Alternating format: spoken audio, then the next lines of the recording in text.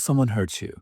Maybe they expose something private, tell a lie, break an agreement, or say something cruel.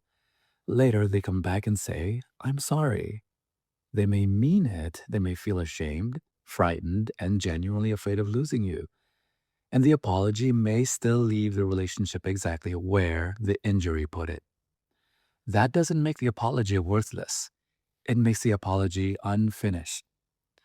An apology can begin repair. For this episode, fuller repair means owning the conduct, responding concretely to the harm, and following through in ways that reduce the likelihood of repetition. The last episode asked you to stop looking only at what someone says they feel and look at what their way of loving repeatedly produces. This episode asks the next question. After someone acknowledges harm, what happens now? Do their words open a process of repair? Or does the apology become the price they expect you to pay for ending the conversation? Because I'm sorry isn't a reset button. It isn't a command to forgive. It isn't proof that trust has returned. And it doesn't automatically reopen access to your time, your body, your home, your money, or the private parts of your life. An apology matters. It's important, but an apology is not the whole repair. Let me give you an example. Priya and Mateo have been together for several years. Mateo recently received the result of a fertility test. It was private, emotionally loaded, and difficult to talk about. Mateo told Priya because Priya was supposed to be a safe person. A week later, they had an argument. Priya was furious during that argument. Priya texted a mutual friend and disclosed Mateo's test results. The next morning, Priya said, I was furious, but I'm sorry. I shouldn't have told them. Can we move on? There's an apology inside that sentence. There's also an explanation, a partial acknowledgement, and a request for the injured person to help close the matter quickly. Mateo may hear the words and still feel exposed. The friend can't unknow the information. Mateo can't return to the moment before a private medical reality became part of someone else's mind. Even if the friend promises silence, Mateo has lost control over who knows. Priya's apology may be sincere. Mateo still needs to know whether Priya can participate in repair. Those are different questions. So before we use the repair and receipt, keep one distinction in mind. Feeling sorry is private, ownership is visible. I feel horrible tells you about Priya's distress. I shared information you trusted me to keep private names what Priya did. Both statements may be honest, but only the second one gives repair something concrete to work with. I want to give you one practical sequence here. It's simply a way to make repair visible. Own it, name the harm, make it right, change the pattern. Own it, name the harm, make it right, change the pattern. So let's talk about one, owning it. Ownership names the behavior without hiding the actor. It's not private information got shared. Here's what ownership sounds like. I shared your private information. Here's what it doesn't sound like. Things got out of control because we were both angry. Here's what ownership sounds like. I chose to tell someone something you trusted me to protect. The explanation can come later. Priya may need to understand what happened in the sequence from anger to disclosure. What Priya noticed, what Priya chose, and where Priya could interrupt that choice next time. Understanding that sequence may be essential to changing it, but an explanation can't do the work of ownership. Saying, I told him because you made me furious, transfers the final responsibility back to Mateo. But saying, I was furious and I chose to disclose your information, saying that keeps the context without pretending the context made the decision.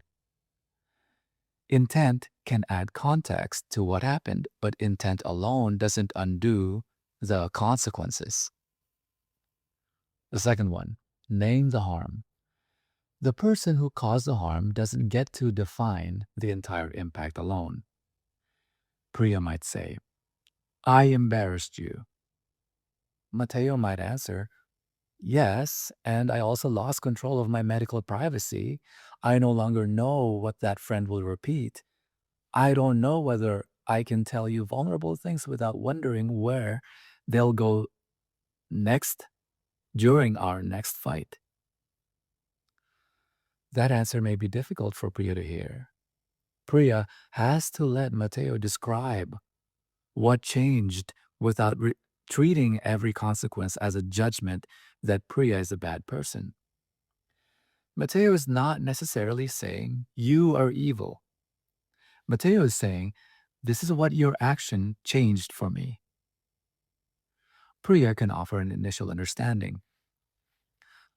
I exposed something private.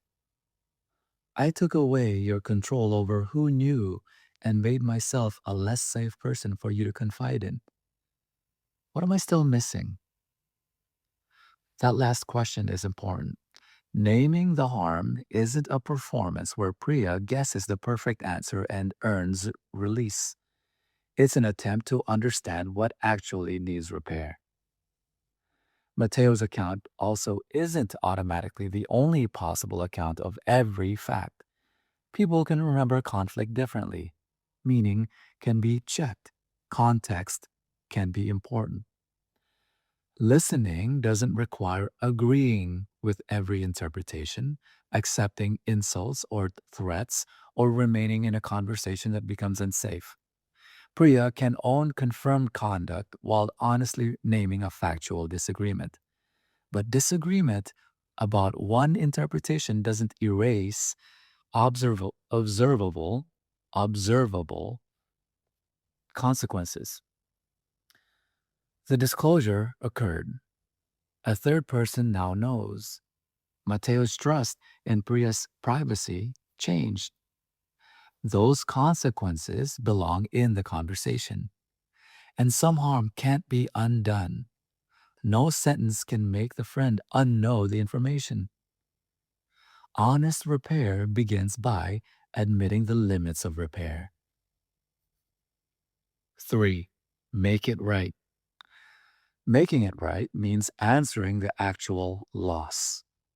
Replace what was damaged, correct what was said, repay what was taken, or restore what can still be restored. If I damage your property, repair may include replacing it. If I lie about you, repair may include correcting the lie with the people who heard it. If I create a financial cost, repair may include paying that cost. If I take away an opportunity, repair may include restoring what can still be restored.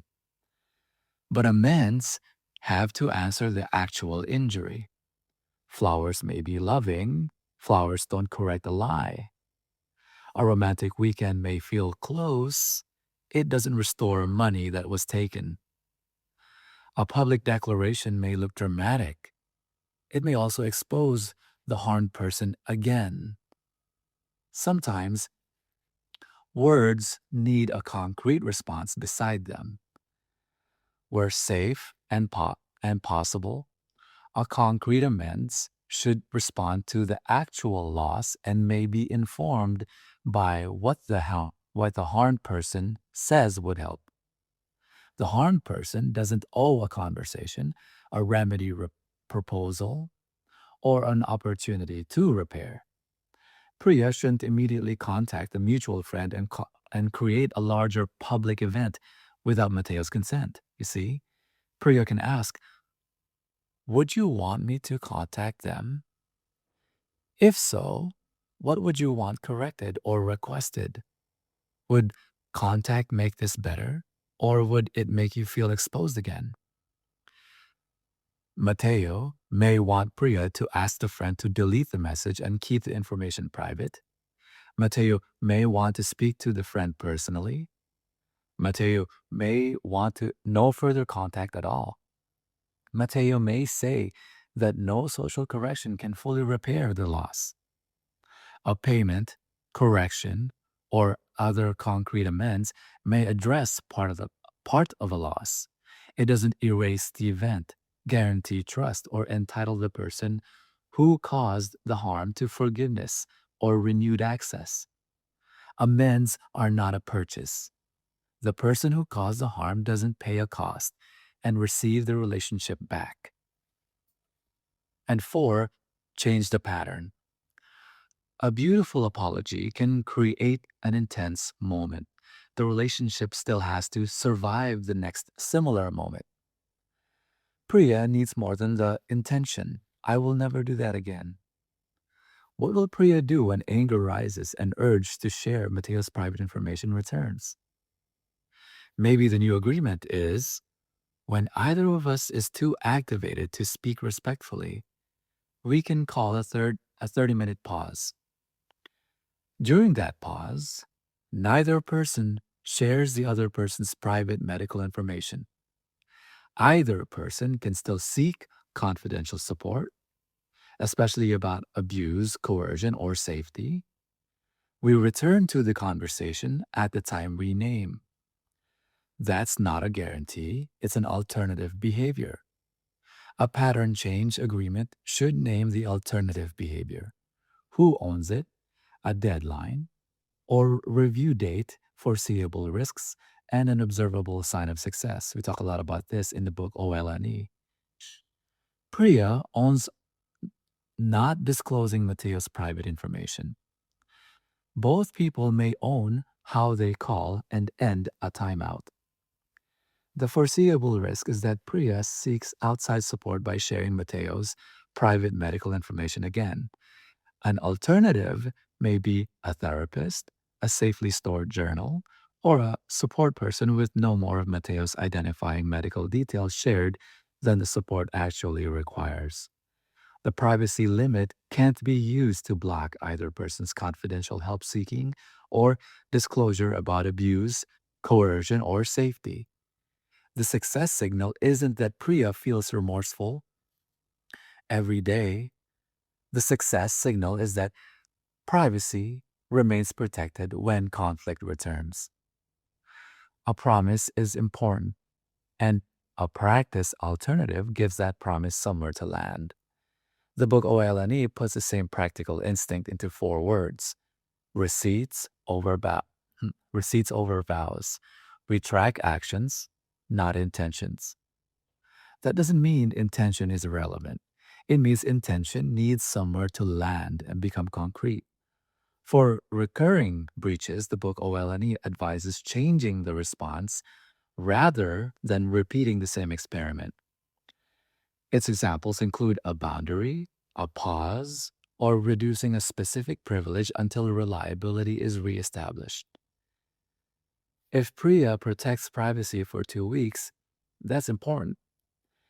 If Priya protects privacy for 6 months, that creates more evidence. If Priya discloses private information again during the next major argument, that's significant too. The point isn't to make Priya live under permanent surveillance. The point is that the injured person doesn't have to treat a promise as completed change. The repair receipt tells you whether repair is becoming visible. It doesn't decide what you owe afterward. Forgiveness has multiple definitions. Whatever forgiveness means to you, it doesn't require restored trust, renewed relationship, reopened access, or dropped safety boundaries. You may forgive and still withhold trust. You may continue the relationship and still limit access to your private information, money, home, body, or daily life. You may see genuine change and still decide the relationship no longer works for you. Mateo may decide forgiveness is possible and still choose not to share medical information with Priya. An apology doesn't create a debt that you must repay with forgiveness, trust, reconciliation, or access. Make your own repair receipt. First, check safety. If completing, keeping, or having the repair receipt discovered could increase danger, skip it.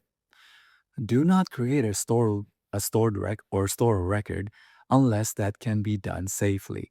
And consider seeking confidential support from a trusted person or local specialist service. You do not owe a dangerous person confrontation, another conversation, another chance, or access. Use this page, the repair receipt page, for clarity, not control. It isn't a confession to force, a contract to impose, or a reason to demand contact, passwords, tracking, or proof. If a written page is safe, divide it into four boxes. Own it, name the harm, make it right, and change the pattern. Own it. What exactly did they do without passive language or a but? The name the harm box says, what changed for you, including what can't be undone? The make it right box says, what concrete response fits the harm and is that response actually wanted? The change the pattern box says, what will happen next time, who owns that action, and what would visible follow through look like? Afterward, decide separately whether you want to forgive, trust, continue the relationship, or reopen any access. One answer doesn't have to control the others, and you don't owe any answer to on someone else's schedule. Violence, threats, stalking, sexual coercion, and other serious coercion don't need to happen repeatedly before someone takes protective action. A sincere apology is important. It may be difficult to offer, it may require humility, it may be the first moment when the person who caused harm stops defending intention and begins facing impact. But the apology is the door, not the room. Repair asks whether the person can own what happened without making you carry the responsibility. It asks whether you can understand the harm without rushing you past it. It asks whether you can make concrete amends without treating those amends as a purchase. And it asks whether their behavior changes when the next difficult moment arrives.